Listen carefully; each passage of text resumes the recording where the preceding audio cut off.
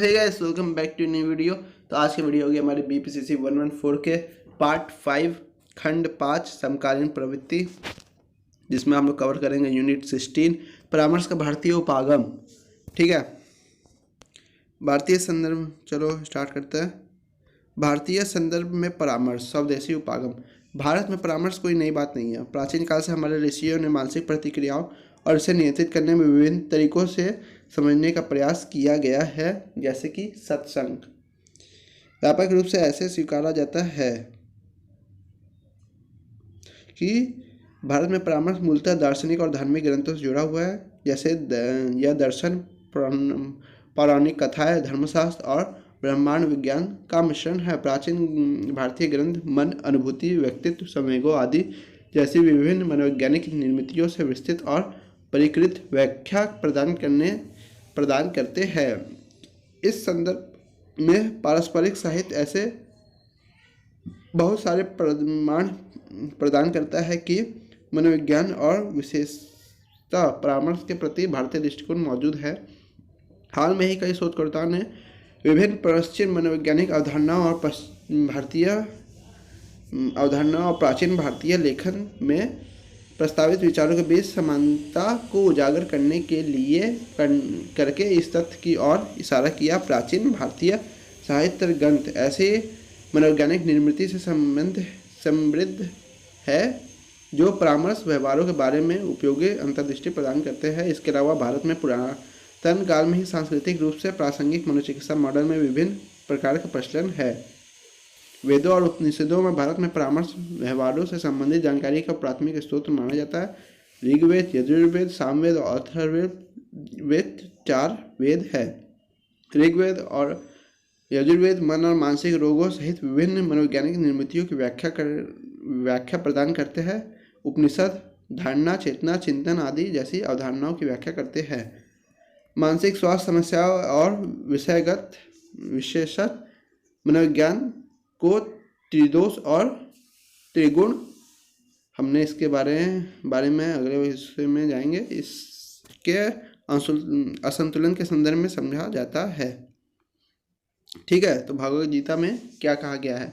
भगवद गीता महाभारत का हिस्सा है। इसमें 18 अध्याय है, 701 श्लोक है, जो हिंदू मानस में गहराई से अंतर्निहित है और कई लोगों के लिए आध्यात्मिक मार्गदर्शक के रूप में काम करती है। यह परामर्श प्रक्रिया के सबसे घोषित उदाहरणों में से एक है, जिसमें भगवान कृष्ण कुरुक्षेत्र की रणभूमि में अर्जुन की सहायता करते हैं।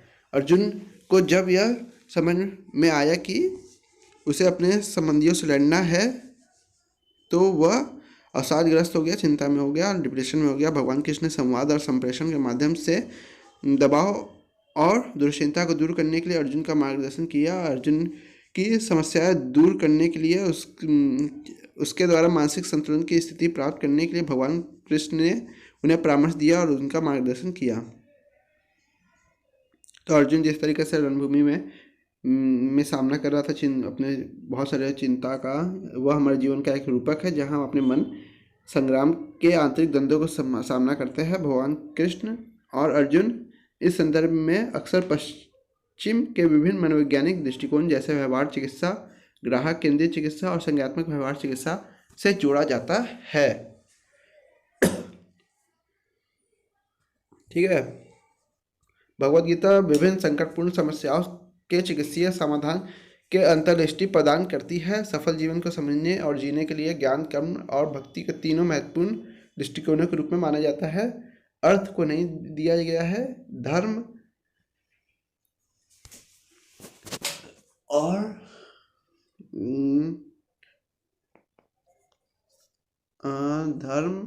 ज्ञान, कर्म और भक्ति को दिया गया है।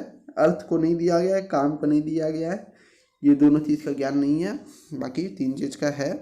महत्वपूर्ण दृष्टिकोण के रूप में माना जाता है। ज्ञान को संज्ञानात्मक मूल्यांकन भी कहा जा सकता है। यह ऐसा पहला कार्य है जिसे किसी भी स्थिति का सामना करते हुए किसी व्यक्ति को करना चाहिए। कर्म सिद्धांत प्राचीन भारतीय ग्रंथ व्यक्ति के जीवन में कर्म प्रकारों के महत्व पर प्रकाश डालते हैं। कर्म का अर्थ है उचित क्रिया, सही काम।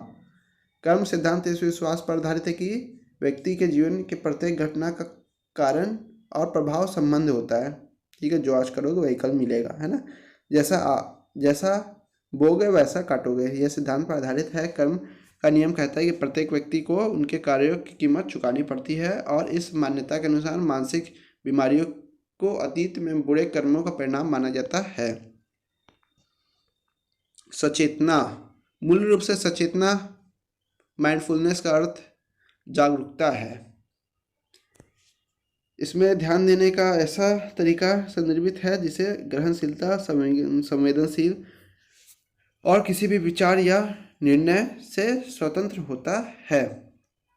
यह अनुभव किए जाने वाले वर्तमान क्षण के बारे में कोई मान्यता संबंध किए बिना इसके प्रति जागरूकता और पूर्णता सचेत होने के बारे में है। सचेतना की जड़ें बौद्ध धर्म में निहित है, परंतु विभिन्न अन्य पवित्र ग्रंथों में भी सचेतना का अनुभव का उल्लेख है।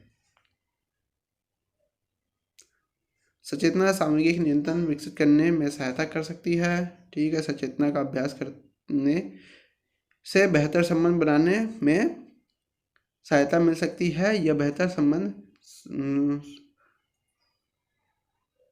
संतुष्ट से संबंधित है। ठीक है, एकीकृत दृष्टिकोण व्यक्ति को मन शरीर को आत्मा से एकीकृत के रूप में मानता है। कई पश्चिमी सिद्धांतों के विपरीत यह दृष्टिकोण व्यक्ति के जीवन के विभिन्न पहलुओं के परस्पर संबंध पर ध्यान केंद्रित कर रहा है। व्यक्ति के प्रति एकीकृत दृष्टिकोण की उत्पत्ति तैत्तिरीय उपनिषद में हुई है, जिसमें माना गया है कि व्यक्ति के 5 आयाम अर्थात 5 कोष हैं।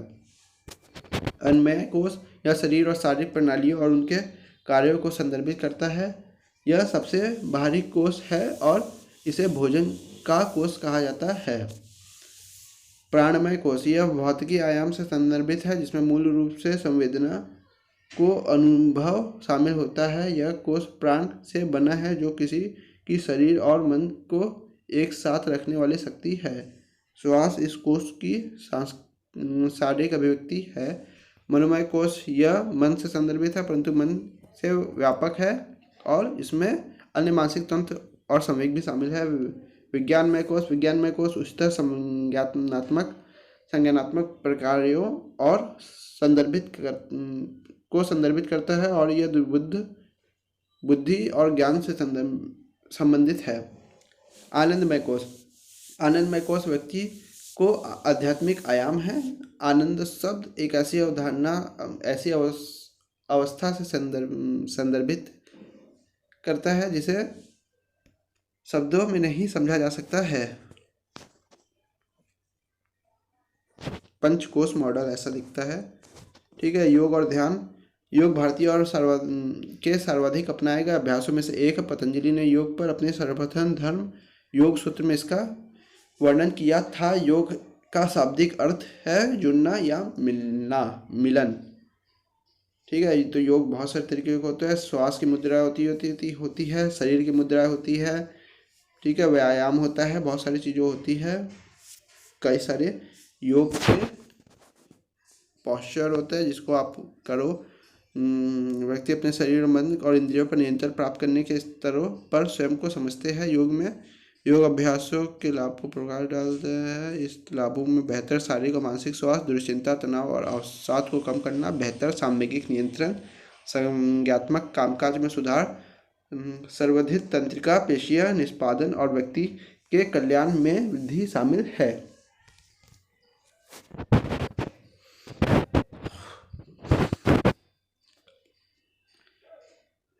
तो आयुर्वेद भारत में चिकित्सा की पारंपरिक प्रणाली में से एक है। आयुर्वेद शब्द 2 शब्दों आयु वर्तमान जीवन और वेद अर्थात ज्ञान का मेल से बना है। यह मूल रूप से जीवन के विज्ञान को संदर्भित करता है और इसमें व्यक्ति के शारीरिक, मानसिक और आध्यात्मिक स्वास्थ्य को देखभाल करना शामिल है। यहाँ स्वास्थ्य के प्रति समग्र दृष्टिकोण पर आधारित है। और व्यक्ति के समग्र रूप से व्यवहार करता है। आयुर्वेद स्वास्थ्य को शरीर, मन और आत्मा के बीच सही संतुलन की स्थिति के रूप में परिभाषित करता है। यह व्यक्ति के व्यक्तित्व के आयामों के रूप में 3 गुणों का वर्णन करता है: सत्व गुण, रजगुण और तम गुण। सत्व गुण पवित्रता और संतोष शामिल है। इस तरह सात्विक व्यक्ति पवित्रता, इच्छाओं और अपेक्षाओं से रहित और सेवा उन्मुख जीवन बिताता है। रजगुण शक्ति, क्रियाशीलता, प्रसिद्धि और वासना से चिन्हित किया जाता है। राजसिक व्यक्ति उपलब्धि और सफलता पर अधिक बल देता है। तम गुण में क्रोध, अज्ञान और लोभ शामिल है।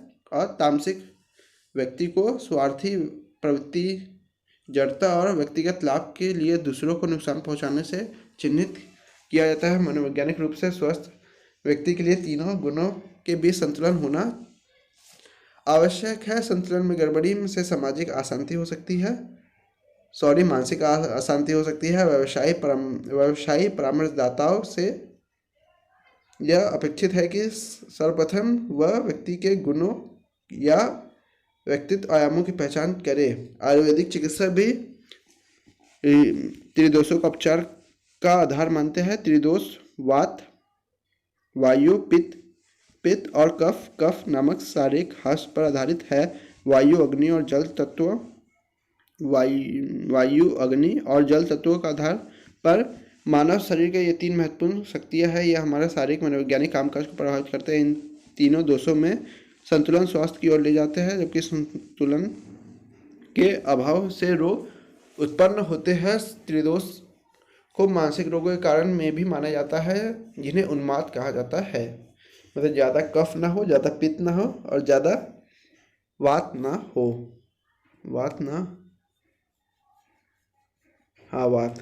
वायु।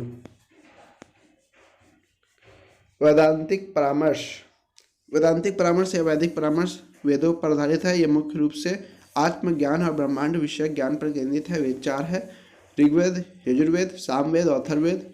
वेदों में विभिन्न मानसिक स्थितियों और उनके उपचारों पर विस्तृत विवरण दिया गया है। आयुर्वेद सबसे प्रसिद्ध परामर्श व्यवहारों में से एक है। आयुर्वेद अथर्ववेद का उपवेद है। वैदिक परामर्श धर्म की अवधारणा पर बल देता है, जिसमें सही कार्य, सही जीवन और सही जागरूकता का महत्व शामिल है। व्यक्ति की आत्मसमझ को बढ़ाना वैदिक परामर्श का उद्देश्य है, ताकि व्यक्ति की वास्तविक क्षमता को उजागर किया जा सके, जो उन्हें समग्र रूप से ब्रह्मांड के साथ सामंजस्यपूर्ण संबंध की ओर ले जाए। निम्नलिखित जीवन के 4 मुख्य लक्ष्य है। अर्थ, पहला है धर्म अनुसार कार्य। अर्थ है धन संपदा, काम है खुशी और मोक्ष है मुक्ति। ये 4 चीजें मुख्य चीजें हैं। गुरु शिष्य संबंध, भारतीय संबंध, गुरु शिष्य परंपरा, शिक्षक शिष्य परंपरा परामर्श अभ्यास का प्रतीक है। प्राचीन भारत में छात्रों में गुरुकुल में अपने गुरुओं या शिक्षकों के साथ रहने की अपेक्षा की जाती थी। छात्रों और शिक्षकों के बीच आपसी भरोसे और देखभाल का रिश्ता था। शिक्षक संवाद और चर्चा के माध्यम से शिष्यों को पढ़ाते थे। शिक्षक जीवन के लिए प्रासंगिक पाठ पढ़ाते थे। उनमें छात्रों के जीवन में उनकी भूमिका शिक्षक से कहीं बढ़कर थी। गुरु छात्रों के लिए शिक्षक, माता पिता, मित्र और मार्गदर्शक था और भगवान के रूप में भी होते हैं। भारतीय चिंतन में यह समझना जरूरी है कि प्रत्येक व्यक्ति को गुरु नहीं माना जा सकता। जो व्यक्ति आत्म साक्षात्कार के मार्ग पर बहुत आगे बढ़ चुका हो, वह व्यक्ति गुरु हो सकता है। गुरु शिष्य संबंध को निर्भरता के संबंध के रूप में नहीं समझा जाना चाहिए। गुरु जीवन का वास्तविक अर्थ और महत्व की खोज की प्रक्रिया में शिष्य की सहायता करता है। इस प्रक्रिया गुरु और शिष्य दोनों का विकास होता है। श्री अरबिंदो का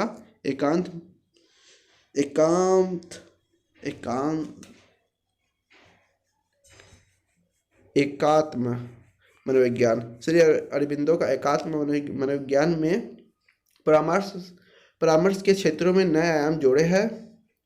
यह व्यक्ति की समग्र दृष्टिकोण पर विचार करता है और इसका लक्ष्य है कि व्यक्ति की अप्रकट क्षमताओं को विकसित करना, सहायता करने के लिए आत्म जागरूकता बढ़ाई जाए। समग्र मनोविज्ञान में दृष्टिकोण से सामंजस्यपूर्ण कल्याण और आत्म साक्षात्कार को परामर्श का अंतिम उद्देश्य माना जाता है।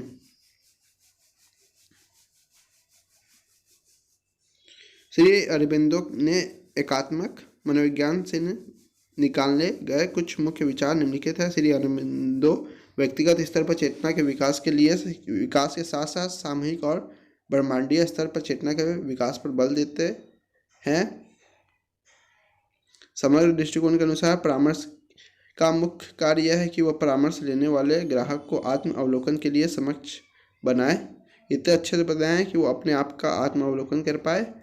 इस दृष्टिकोण से परामर्श प्रक्रिया को व्यक्ति में दिव्यता की यात्रा के रूप में समझा जा सकता है। व्यक्ति आर्ग तर्कसंगत पशु अस्तित्व में आगे अधिक तर्कसंगत मानव अस्तित्व में फिर परम तर्कसंगत दिव्य अस्तित्व की ओर बढ़ता है। एकात्म दृष्टिकोण के अनुसार किसी व्यक्ति को बाहरी संघर्ष उसके भीतरी संघर्ष को दर्शाते हैं, उसके भीतर में कितनी सारी चीज़ें चल रही है। एकात्म योग को विकास मानसिक एवं परम मानसिक अवस्था में जाने का तरीका माना जाता है। श्री अरबिंदो ने मनोवैज्ञानिक की समझ और अभ्यास में आध्यात्मिक और तत्व जोड़ा है। अध्यात्म से संबंध मनोविज्ञान के चिकित्सीय प्रतिक्रियाओं में मनोवैज्ञानिक विज्ञान और उनके अनुप्रयोगों के दायरे को बढ़ा दिया है। एकात्म मनोविज्ञान में दृष्टिकोण से संकट या द्वंद्व की स्थिति में विकास के अवसर के रूप में देखा जाना चाहिए, इसलिए आशा और विश्वास की शक्ति पर बल देना चाहिए। परामर्श के लिए भारतीय संस्कृति संदर्भ में निहितार्थ।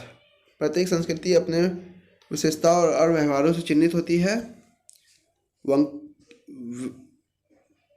विट्गेन्स्टाइन ने भारतीय परिवारों के कुछ अनूठी विशेषताओं का उल्लेख किया। एक दूसरे पर आश्रित होने पर अधिक बल, विस्तारित पारिवारिक संरचना,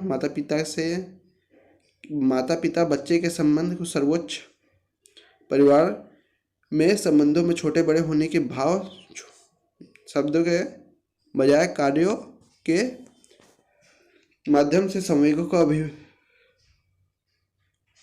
अभिव्यक्ति, खुलेपन और कामुकता की अत्यधिक अभिव्यक्ति से बचना, भौतिकवाद पर कम ध्यान देना और आध्यात्मिक और मूल्य आधारित जीवन पर अधिक ध्यान देना। हमारी संस्कृति माता पिता गुरु और देवम भी कहा जाता है, जिसका अर्थ है कि माता पिता शिक्षक और भगवान हमारा समाजीकरण, हमारे चरित्र का विकास, व्यक्तित्व और मूल्यों में बहुत महत्वपूर्ण भूमिका निभाते हैं।